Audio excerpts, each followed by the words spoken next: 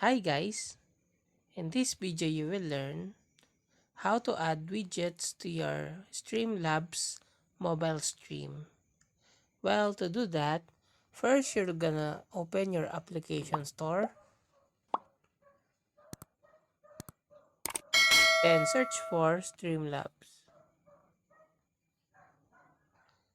Then update your Streamlabs application. After that, open your Streamlabs and log into your account.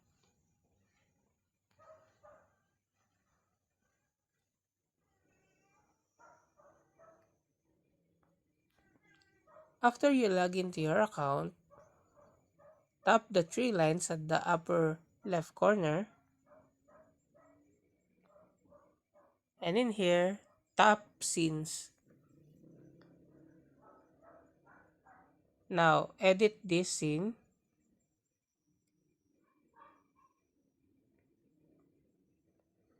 and to add widgets, tap the Layers button at the upper right corner. Then tap Add Layer. Then in here, just tap on the Add Widgets, and you can choose what widget will you add to your Streamlabs.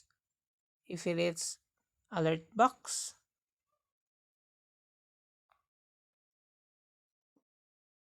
or